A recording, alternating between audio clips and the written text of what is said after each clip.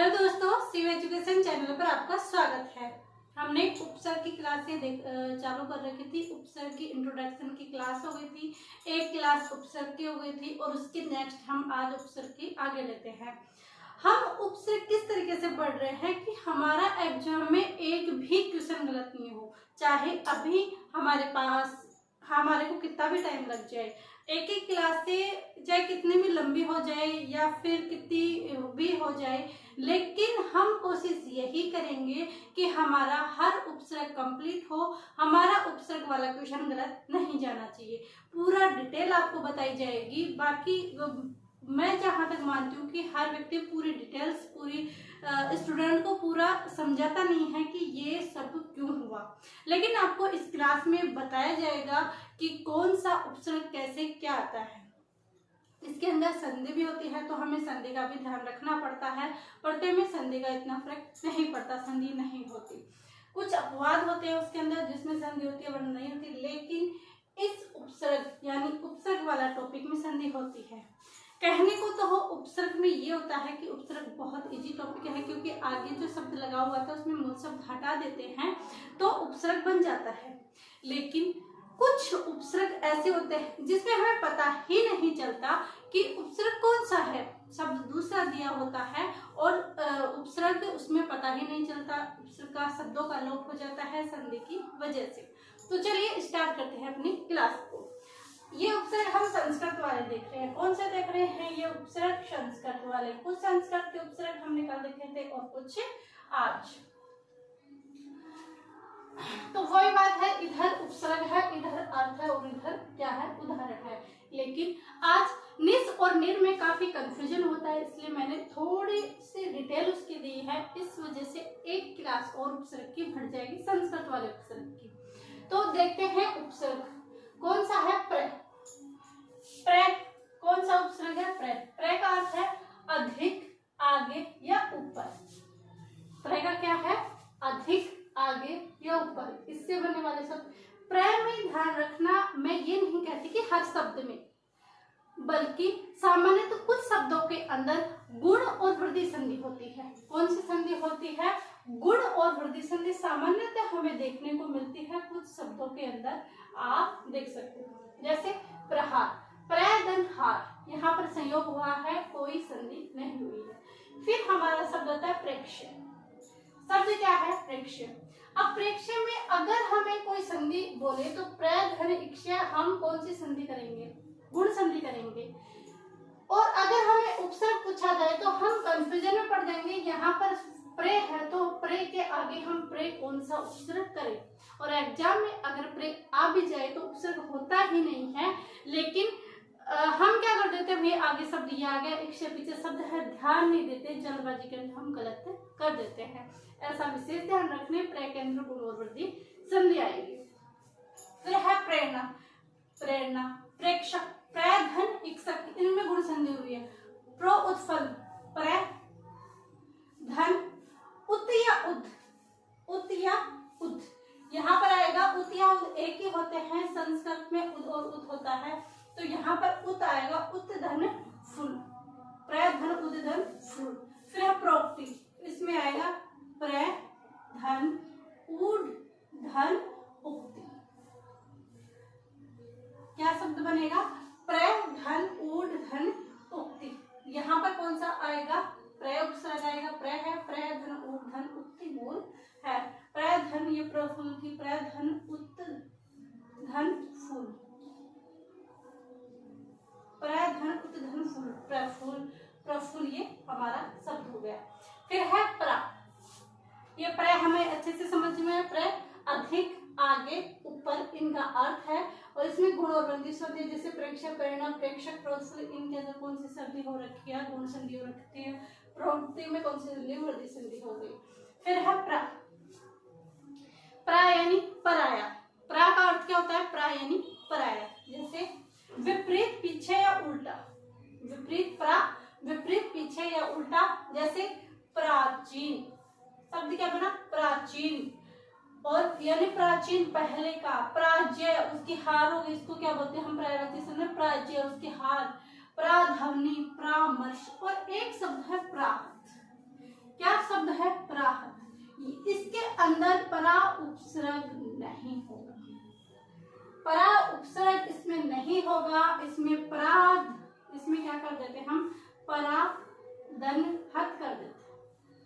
प्राधनहत उपसर्ग कर देते हैं वो गलत हो जाएगा। यहाँ पर धन आहत शब्द क्या है, पर धन आहत है, यहाँ पर उपसर्ग है न कि पर। इसलिए उपसर्ग का टॉपिक हमें तभी आएगा जब हमें संधि आती है। अगर हमें संधि अच्छे से आती है तो उपसर्ग भी हमारा अच्छे से क्लियर हो जाएगा। इसलिए उपसर्ग पढ़ने से पहले आप संधि की क्लासों को जरूर देखें। उसमें सारी संधि की क्लासें प्लेलिस्ट में दे भी रखी है, उनको देखें। तो यहाँ पर प्राहत में पर उपसर्ग होगा, प्रा नहीं होगा। कौन सा उपसर्ग होगा, पर होगा, प्रा नहीं होगा। पद, पर का अर्थ क्या होगा, दूसरा या अन्य। पर का अर्थ क्या होगा, दूसरा या अन्य। जैसे पराधीन, दूसरों के अधीन। परायण, पर धन अयन, परायण। परार्थ, पर धन अर्थ, परमार्थ।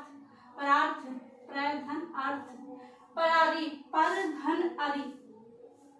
शब्द क्या बनेगा, अरि यानी शत्रु, दूसरों का शत्रु। पर धन अरि। परोपकार, पर धन उपकार। ऐसे ये कौन सी संधि हो गई, सॉरी ये कौन सा उपसर्ग हो गया, यहाँ पर उपसर्ग है। पर यानी दूसरा या अन्य। पराधीन, पर धन अधीन, दूसरों के अधीन। परायण, पर धन अयन, दूसरों के परायण। पर धन प्रार्थ, पर धन अर्थ। परारी, पर धन अरि। अरि यानी शत्रु, पर यानी दूसरों का शत्रु। परोपकार, पर धन उपकार, दूसरों पर जो उपकार किया गया, परोपकार। ऐसे इनके अर्थ भी इनके साथ बैठे चाहिए। बहुत ही इंपॉर्टेंट है निस और निर। निर उपसर्ग आता है तो हम समझ लेते हैं निर है, लेकिन निस के अंदर हमें कंफ्यूजन होती है। चाहे टाइम हमारा लग जाएगा, क्लास से ज्यादा हो जाएगी, लेकिन हम एक एक शब्द को देखेंगे, एक एक उपसर्ग को अच्छे से पढ़ेंगे, हमारा क्वेश्चन गलत नहीं हो, इतना सोच कर ही हम क्लासें लेंगे। क्लासों की गिनती पे नहीं काउंट करेंगे कि हमने इतनी कर दी। अब निस या निर का अर्थ होता है निषेध रहित या बिना। निस या निर का अर्थ क्या होगा, निषेध रहित या बिना। जैसे निर्धन बल, निर्बल, जिसमें बल नहीं होता, निषेध रहित होता, बल नहीं होता, रहित। निर्बल, निरपराध, जिसने अपराध ही नहीं किया है, निरपराध। निर्भय, जिसे किसी का डर नहीं लगता, निर्धन भय। निष्काम, अब इसमें देख के हम निस उपसर्ग नहीं करेंगे, और यहाँ पर अगर हमें दे दिया जाए कि निष्काम में निस होगा या निस होगा या फिर ये वाला निस होगा या कोई नहीं, तो हम क्या करेंगे, इसके अंदर निस कर देते हैं, क्योंकि बन ही रहा है, निष्धन काम बन रहा है, हम निष्काम कर देंगे, लेकिन ये गलत है यहाँ पर। और एग्जामिनर यही करता है कि तीनों शब्द सेम देता है स्टूडेंट को कंफ्यूजन करने के लिए, तो इसलिए ध्यान रखना निस यहाँ पर नहीं होगा, शब्द होगा निस। अब ये निस कब इस से में चेंज हो गया और कब होता है, कौन से से में चेंज और क्यों होता है, ये वाली हम नेक्स्ट इसके अंदर देखते हैं कि यहाँ पर निस आया, उपसर्ग यहाँ पर निस है, सही है कि यहाँ पर निस है, लेकिन ये से क्यों आया, इसका हम देखते हैं। तो ये इम्पोर्टेंट है, नोट यहाँ पर लगा लेना। इसमें हमने लिखा है कि निस उपसर्ग के दंतय से का उष्म वर्ण यानी से योग होने पर से के स्थान पर विसर्ग हो जाता है। कब होगा, यदि निस का पुष्प वर्णों के योग से अगर हम उनका शब्द है उनका संधि विच्छेद करते हैं और निस का आगे भी उष्म वर्ण में सह में आ जाए तो उसका हम क्या करेंगे, उसका हम विसर्ग करेंगे। क्या करेंगे, विसर्ग करेंगे। जैसे निधन संसार है, निसंसार, निस संसार, ये भी सही है। अब ये निस धन सम धन सा, इसका संधि विच्छेद करेंगे हम, इसका तो हमें पता ही नहीं चलेगा कि यहाँ पर विसर्ग है कौन सा, इसके अंदर क्या है, उपसर्ग है, क्योंकि हमें नहीं दिख रहा है, विसर्ग दिख रहा है, इसके अलावा कुछ नहीं दिख रहा। तो हमें ध्यान रखना है कि यहाँ पर कौन सा है, निस है। क्यों है, क्योंकि यहाँ पर निस संसार ऐसे है, निश धन सम धन सा, निस्सार, इसका संधि विच्छेद होगा।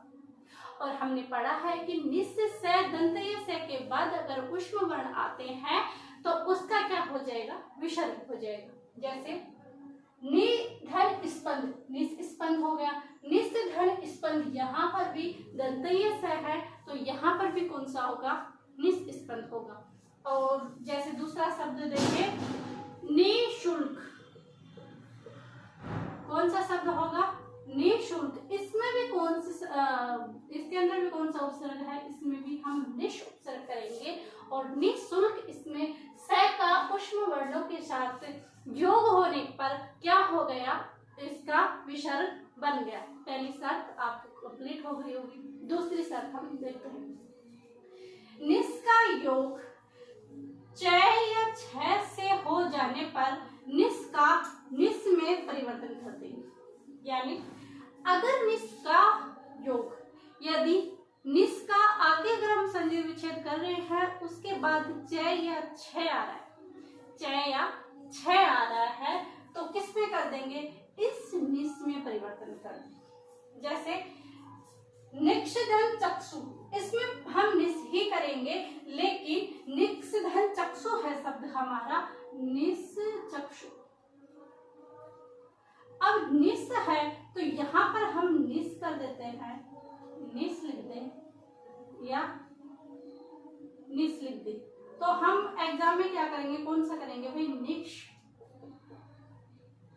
धन चक्षु हो रहा है, यही हम ध्यान रखेंगे कि भाई निक्ष धन चक्षु हो रहा है तो हम ये राइट कर देते हैं, बल्कि ये गलत है। अगर निस का योग ऊष्म वर्णों या दंतय से का ऊष्म वर्णों के साथ हो रहा है तो हम दंतय से कर देंगे या सॉरी विसर्ग कर देंगे। अगर दंतय से का उसमें ऊष्म वर्णों के साथ हो रहा है तो क्या करेंगे, विसर्ग करेंगे। लेकिन यदि निस का च या छ से योग हो रहा है तो क्या करेंगे, निश कर देंगे। कौन सा शब्द कर देंगे, ये वाला निस कर देंगे। इसलिए ये निस उपसर्ग नहीं है, उपसर्ग हमारा निस ही रहेगा, उपसर्ग हमारा निस ही रहेगा। लेकिन आगे च आने से, क्या आने से, च आने से, च या छ आने से हमने क्या किया, इसका निक्ष यहाँ पर ये लिख दिया, इसलिए ये शब्द सही है। लेकिन यहाँ पर कौन सा उपसर्ग होगा, यहाँ पर निस उपसर्ग ही होगा। आगे देखें निश्चित, निस्धन चित्त, यहाँ पर भी च है, निस्धन चित्त निश्चित हो गया। दो शब्द हमारी कंप्लीट हो गई। शब्द है हमारी तीसरी कि यदि निस का योग क तथा प वर्गों के किसी भी वर्ण से होने पर निस का निश में बना दिया जाता है, तब हमारा ये निस होगा। कब होगा, क या प वर्गों में से आएगा तब ये निस होगा, च या छ आएगा तब ये निस होगा। और विसर्ग कब होगा, जब ऊष्म वर्णों के साथ होगा तब कौन सा होगा, हमारा विसर्ग बन जाएगा। जैसे निष्कपट, यहाँ पर हम निस दंतय से ही करेंगे, निस धन कंटक, निस धन कंटक, निस धन पाप, निस धन पद, निस धन क्रिय, निस धन फल होगा। और एक बात आप एक ध्यान रखें कि हमने इन तीनों में, तीनों शर्त में हमने देखा निश का ही प्रयोग होगा। क्या पर निस का निस बन जाएगा, निस का निश बन जाता है, निस बन जाता है। अब देखना हमने क्या देखा, हमने निस के अंदर ही हमने शब्द बनाए, निस से भी बनाए और निस से भी बनाए और निस से भी बनाए। इन तीनों से हमने शब्द बनाए। लेकिन इन तीनों के अंदर अगर हमें मूल उपसर्ग देखना है, सभी के अंदर चाहे ये से आए, चाहे ये से आए, चाहे ये आए, लेकिन हमारा उपसर्ग निस ही होगा। कौन सा होगा, निस ही होगा। ये हमारा निस उपसर्ग था। हमने 3 शर्तें निस की पढ़ी है और आई होप आपको समझ में आया होगा। आप इन चीजों को ध्यान में रखोगे कि यदि निस का ऊष्म वर्णों के साथ योग बनता है तो विसर्ग बनेगा, च या छ से निस का योग बनता है तो कौन सा, ये निश बन जाएगा। और यदि निस का योग क या प वर्गों से होता है तो ये निष्कंटक यानी निश बन जाएगा। और इन तीनों में अगर हमें मूल देखना है तो निस ही रहेगा। इसलिए कभी भी ये वाला निस या ये निस मत कर देना, हमारा कौन सा होगा, निस ही होगा, ये कोई प्रत्यय उपसर्ग नहीं होते।